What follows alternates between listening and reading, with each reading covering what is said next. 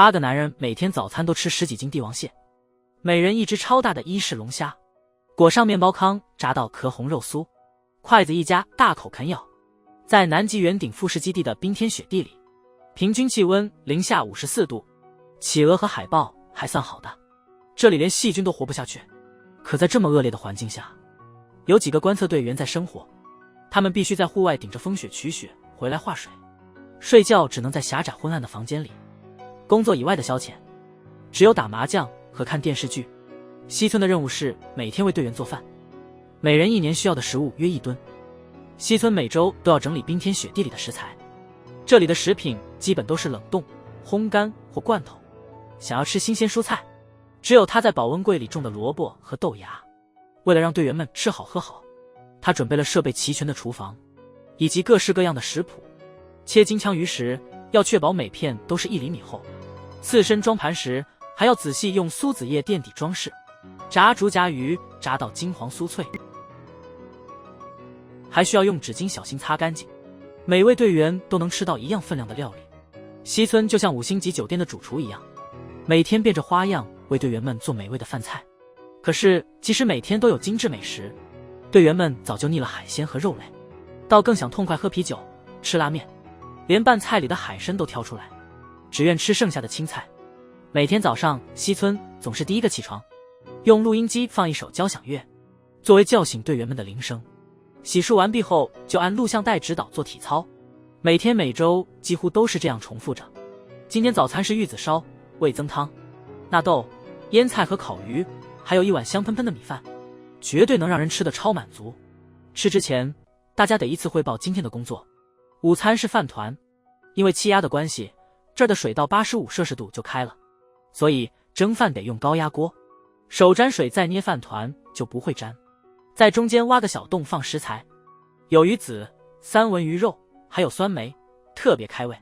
然后熟练地把它们团成一个个白胖子。做这么多人的饭，这活儿肯定又累又无聊，所以西村有时捏饭团会坐下休息。一到午饭时间，队员们就会骑车用喇叭大声招呼。工作一上午的队员们纷纷奔向小屋，用饭团和热腾腾的猪肉蔬菜汤补充能量，偶尔摔几个跟头是常事。一上午消耗了很多体力，让大家迫不及待地狼吞虎咽起来。一口饭团一口汤，吃到鱼子馅的饭团就像拆盲盒。有时候有人因为工作赶不及回去吃午饭，西村不允许任何人挨饿，但当他送去饭团时，饭团已经和保鲜盒冻在一起了。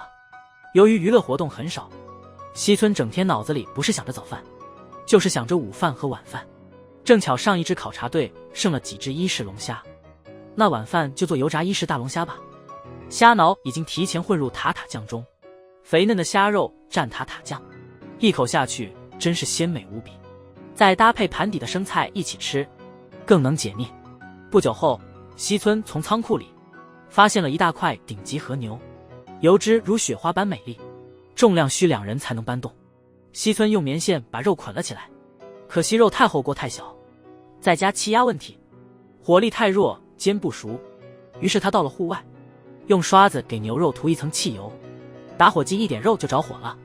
在雪地里跑了10分钟后，这块厚牛排终于熟了，表面形成了漂亮的美拉德反应。切开后，那里是诱人的粉红色。原本在南极吃牛排简直是天方夜谭，于是大家迫不及待拿起刀叉开始品尝。谁能想到这是用汽油做的美味牛排。吃饱喝足后，大家开始找更有趣的娱乐活动，那就是打棒球。可在南极，棒球场怎么解决？一桶桶鲜红果汁洒在雪地上，8个无聊的南极男人想打棒球，只能用这种方式划场地。在这个平均零下54度的地方，队员们娱乐项目少得可怜，没有条件，只能靠自己创造。没想到那么冷，场地还没化完果汁就冻成了沙冰。激烈的棒球比赛结束后，趴在地上用勺子挖着吃是最痛快的。2周后，太阳落山，南极进入了几个月的极夜，温度降至零下70多度。为庆祝南极冬至，西村特意做了佩里戈尔陶罐鹅肝配无花果酱。队员们穿上西装，伴着优雅的音乐，肥嫩的鹅肝涂在面包上，口感浓郁。谁能想到在南极也能过上这么好的日子。不同寻常的是，西村也穿上了厨师制服，高知县的油焖鲈鱼配上香醋沙司，再搭配2根碧绿的芦笋，也是一次难得的享受。偶尔西村也会做些中式料理来吃，餐桌也换成了中式的转盘桌，糯米丸子、蛋炒饭、炒猪肝和油焖大虾，每道菜都让人抢着吃，油都满嘴流。帝王蟹也是队员们餐桌上的常客，没主食没菜，一桌子的帝王蟹就是一顿早饭。剪开蟹腿，取出整条肉，蘸点酱汁吸进口，口腔里全是深海的鲜甜。可队长不满意这种大餐，因为比起帝王蟹，他更想吃一包拉面。西村说因为晚上人也很多，去找他吃拉面，结果拉面已经吃光了，但帝王蟹却多到吃不完。西村这么一说，大家顿时觉得手里的帝王蟹都不香了。可因为没有碱水，即便有鸡蛋和面粉也做不了拉面。西村明白大家是想家了，但他也无可奈何。某天晚上，队长敲开了他的房门，说自己离了拉面就活不下去，希望西村帮他煮碗面，有面有汤就行了。说着说着，队长眼眶都红了。想吃面的人不止队长一个。第二天，西村就发现有人躲厨房，偷偷啃黄油吃。他说黄油有点像拉面的味，所以忍不住了。西村尽力让大家都能吃到拉面。天打乒乓球时，他无意间听队友提起了怎么制作碱水。碱水其实就是碱性矿泉水，只要在发酵粉中加入盐和水，就能做出类似的东西。西村一听，立马放下球拍，冲进厨房，用自己做的碱水和面，用脚反复踩到有筋性为止，案板上撒点干粉，防止粘黏，把面团擀薄切成面条，放入沸水中煮熟。准备好一碗酱油汤，加少许青菜和几片叉烧，队员们日思夜想的拉面就完成了。看着这碗再普通不过的拉面，队长的眼神重新亮了起来。先喝一口汤，微咸的酱油味令人食欲大增，再迫不及待地吸溜一口面条。这时候所有赞美都写在了脸上，吃光所有菜就是对厨师和食物最好的敬意。心情压抑许久的队长终于笑了出来，大家也端起碗享受这美食。房间里只剩下吸面的嗦嗦声。日子一天天过去，西村每天为大家做3餐，生活虽然单调却温馨。终于到了回家的日子，临走前，西村把厨房打扫得一尘不染，最后一把菜刀收进箱子，回头看看已经待了4年的地方。这个简陋的小厨房里，每个角落都是珍贵的回忆。厨师老豆跟随南极第38次越冬队抵达圆顶基地，看着留下来交接的第37次越冬队的2名成员，大家对接下来的1年都捏了一把汗。望着书架上的科考日记，老豆随手翻了翻，开始的日记还算正常，到第8个月时，日记里的情绪越发明显，接下来的日记也越来越奇怪，墙上的规章制度更是让大家冒冷汗。转眼间已经过了10天，37队的2个人已经回国，大家在基地也忙得不可开交。午饭时间，老豆的脸色很差，因为水槽的刻度已经降到10了。基地每天都要运回干净的雪来治水，而每天的用水量是固定的，肯定有人偷用水了。这么大用水量，除了洗澡没别的可能。金村当班可以洗澡且用水没超，其余6人嫌疑最大。大夫建议靠闻味找到嫌疑人，洗过澡身上一定有香味。于是老金无嫌疑挨个闻一遍，本本有臭鸡蛋味排除。大夫像是臭水沟里爬出来的蛤，果断排除。主任的味道简直不能再烂，而老豆的味道差点熏晕了老金。反正最后也没找到偷水的人。今天是主任的生日，铃木也叫主任，老豆就来询问晚餐想吃什么特别的。主任毫不犹豫地选了西班牙海鲜饭，这让老豆的表情顿时僵住。圆顶基地位于海拔3800米的高原地区，这里的水只能烧到80度左右，所以米饭是最难做的料理。平时用高压锅煮米饭还凑合，可是用来做海鲜饭就差点意思。不过这难不倒灵巧的老豆。鲷鱼，变。主任就用了这龙虾海鲜饭庆祝了33岁生日。但老豆和大家的挑战才刚开始。生日快乐！今天大家刚吃完晚饭，准备回房休息，突然被本本叫住了。原来情人节快到了，本本提议老豆帮大家做巧克力。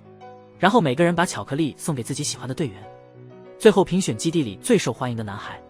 在本本的坚持下，活动正式开始。想成为某人的唯一，基地里充满着躁动的气息，有那种留下巧克力却不透露姓名的青涩暗恋，也有看到对方被表白后悄然离开的，还有我喜欢的人喜欢我的朋友，为了他们只能忍痛做核二人，即便如此依旧送出心意的狗血三角恋。当然也有靠欺骗得到的感情。就这样，我有了消化不完的巧克力。盆的工作主要负责对外通讯，所以他大部分时间都待在基地里。老豆也常要他帮忙拿些食材，今天他却把鸡蛋忘在外面，结果大家的鸡蛋盖饭变得十分奇怪。看着大家困惑的表情，老豆解释说这是冷冻后解冻的样子，蛋白虽然恢复了，蛋黄却没有，不过味道竟然更好。于是大家建议把这些鸡蛋做成饭团，把冻过的蛋黄用酱油泡30分钟，然后直接拌入米饭里，最后加片海苔，蛋黄饭团就搞定了。美味的饭团刚被端上桌就被大家抢光。这时老豆无意间看见了菜单日志里的记录，瞬间心情就坏了。实作晚饭龙鱼波，晚饭龙鱼波，昨天的晚饭。看着大家无所谓的样子，老豆决定报复。结果第二天的早餐大家只吃了一口就吐了。原来爸爸把蛋白换成了冻牛奶，蛋黄则用罐头黄桃代替。大家还想跟爸爸理论，却看到他根本不受影响，继续吃饭。我明白了，给他做的好吃的也没用。可能几个月前医生拜访爸爸，不知道他们聊了什么。医生想学做咖喱饭，这样回国后可以因为会做饭赢得护士的青睐。于是这坨东西就成了我们每周3的饭菜，只是味道和样子一样糟糕。首先你运动的动机就不纯，明摆着是为了追护士，但其实大夫做咖喱是为了照顾他的小病人小舍。小舍的妈妈每周3都会给他做咖喱，但他已经去世了，大夫承诺过要再让小舍吃到妈妈的味道，所以他每个周3晚上都在研究做咖喱。最后他的咖喱终于达到了巅峰水平，让街上的咖喱专卖店都自愧不如。上次的情人节活动已经过去1个月了，转眼间到了白色情人节要回馈曲奇的日子，而圆顶基地的修罗场还在进行。首先老金和主任因为小哥争风吃醋，柿子碎屑粘在嘴角，医生和盆则是两情缱绻，当然也有独自神伤的老豆。曲奇原本应该甜美，不知为何每次他吃都苦涩。圆顶基地有个传统，每个人生日都会受到贴心的照顾，今天老豆就享受了这种待遇。在医务室喝着调酒师特别调制的威士忌，再来一次专属的盆式按摩，实在是太舒服了。今天的做饭任务交给了老金和小哥，但老金却选了难度很高的马赛鱼汤，可他之前从没做过，他选这道菜纯粹是为了挑战自己。老豆只能一步步告诉他做法和食材，小哥更是直接把老豆拉去厨房教他煎牛肉，用叉子在大块牛肉上戳小孔，再用黄油煎到两面金黄，用锡纸包醒醒肉就行。老豆交代完细节后就回医务室继续喝酒。不过老格蒜酱做好了，可以来试试味道。最终老豆度过了一个特别的生日，只不过感觉比平时累了好多。第二天老豆准备做寿喜烧，但很快基地里就为做关东味还是关西味吵了起来。关西寿喜烧要先煎熟食材，然后加入酱油和糖调味，再加水炖煮。关东寿喜烧则直接把搁下的高汤煮沸，然后逐一加入各种食材煮熟。关东风味寿喜烧看着2锅寿喜烧，关东风味寿喜烧豆建议大家先尝尝西风味寿喜烧，老豆建议大家先尝，之后用匿名投票方式选出最好吃的那一锅。刚开始投票还挺正常的，关西和关东各得3票，最后那张决定胜负的选票却上面写了一个北字，显然有人在搞怪，只好进行第2轮投票。结果北赢了，菜彻底吃光了。大家已经在南极基地待了4个月，长时间与世隔绝，让这些精力旺盛的男人们开始出现奇怪的行为。若拉是之前粤东队做的女性模型，老金却幻想她是真人。你有男朋友吗？刚开始大家还挺克制的，后来什么时候变得这么放肆了？之后连盆也沉沦了。我问你，你是干什么工作的？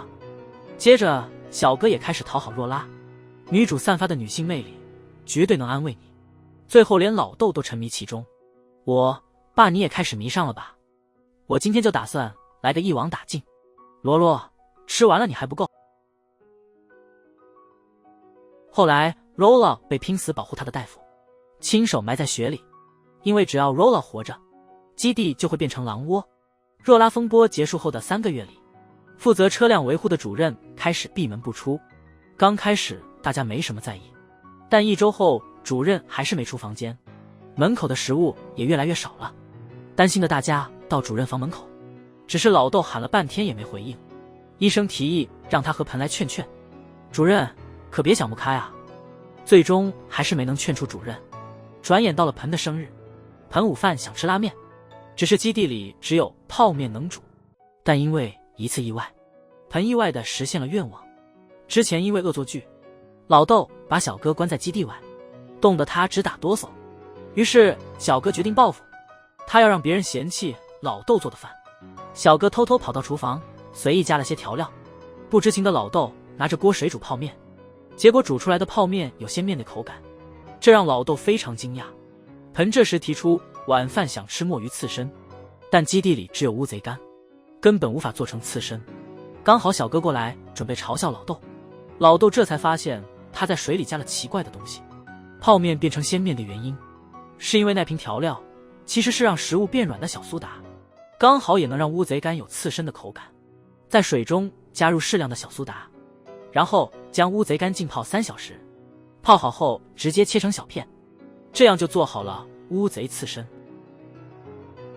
盆儿的生日大家喝得开心，菜也很好吃，大家都给5星好评。不过我比较担心主任，他还好吧？今天基地突然多了一个婴儿，这是因为本本的原因。由于儿童节的临近，大家谈论起了自己的孩子。这时本本却认真的请求，希望他们今天能扮作他的孩子，陪他一起过个儿童节。看到本本郑重的神情，基地里3个没有孩子的人也只好答应。于是老金扮作本本最小的孩子。好了，新内裤换好了，干净的内裤是不是很舒服？小哥也是本本叛逆的大女儿，别跟我说教啊，最讨厌了。本本家还有一个孩子，谢谢你，太给力了，汪汪汪汪。这又是什么鬼？过儿童节就到本本的生日了，他的愿望很简单，只想吃一顿螃蟹大餐，把大量的蟹肉放进蛋糕模具，压紧后倒掉，表面撒满鸡蛋丝，再铺上一层咸鱼子，铺上海胆和鱼子酱。这样一份蛋糕价格30万日元，但大家吃时却皱着眉头，觉得这些食材分开更好吃。怎么了？你们去哪？今天基地的锅炉坏了，唯一能修理的只有一直锁在房间里的主任，没水的话基本生活都无法维持。老豆只能苦口婆心的劝说。经过努力，主任终于开了门。他告诉老豆不打算回日本了。原来主任自小和母亲相依为命，他加入南极越冬队是因为发工资后带母亲看的第一部电影是《南极物语》，母亲从那以后就一直好奇南极的模样。就在出发前1周，母亲却病了，他却坚持让他放心去南极，在日本等他回家。可在1个月前，医院突然打来电话，主任唯一的亲人也离世了。我已经没有家了，等回到日本，咱们还会见面的。留在这儿好好干，回家再告诉你妈。为了迎接6月，基地举办了仲冬节，有美食，基地还安排了其他节目，像户外浴盆大赛。压轴节目是盆主里的烧烤活动。1周前盆找到了老豆，希望最后一天能做烧烤。原来盆家里是开烧烤店的，仲冬节那天恰好是他父亲的忌日。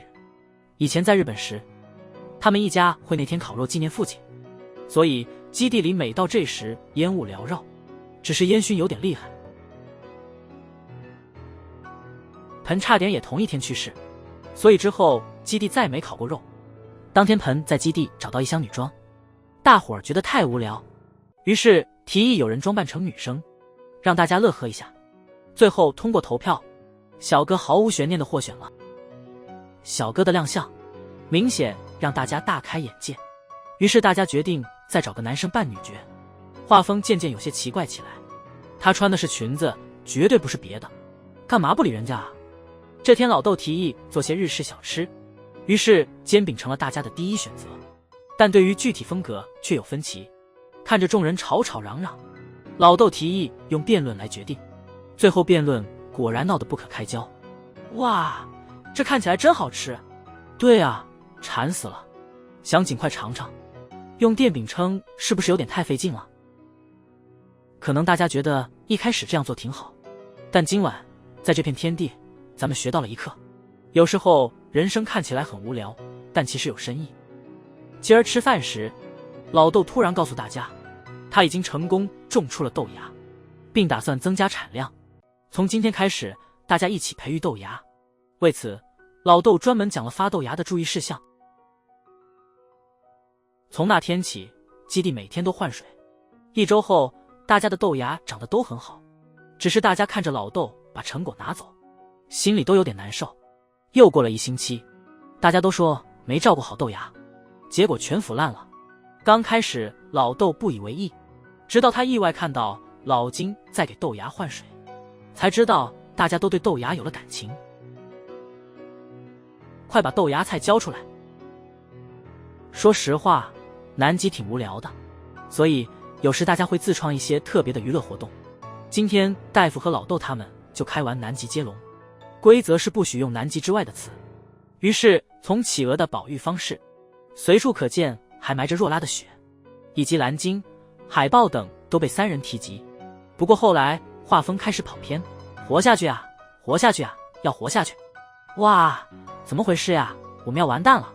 刚好这天是大夫的生日，也是七夕节，所以除了丰盛的美食，当然也得有事件。没多久，铁丝做的竹条上就挂满了各种愿望，然后基地里也开始了彻夜狂欢。真没见过像你们那样有个性的人，多多关照，谢谢大家。南极真是个充满神秘力量的地方，这些愿望要是都能实现就好了。肯定会实现的，这可是南极啊。今天吃饭时，老豆告诉大家一个坏消息，基地的方便面都没了。之所以吃得这么快，都是因为有人偷偷吃。虽然基地里还有面粉，但缺少关键的碱水，因此作为高级科研人员的本开始计算，得出了结果。但对只能做饭的老豆来说，就像天书一样，当然也就不再有任何实际意义。随着拉面危机不断加剧，再这样下去，员工们都要变成僵尸了。拉面，拉面，拉面，一定不能发生尿潮爆发，因为他们真的会变丧尸。不过拉面危机最后还是解决了，这还要感谢第4集里发现的小苏打。老豆煮意面的时候往汤里加了点小苏打，这样吃起来就有了拉面的味道。多谢了，感谢啊，真是救命的大恩啊。某天清晨，医生醒来，正准备去吃早餐，发现老豆竟成了女人。更夸张的是，其他队员都变成了美女。医生怀疑自己在做梦，但面对满屋子的美女，医生觉得或许是自己失忆了。南极真是天堂。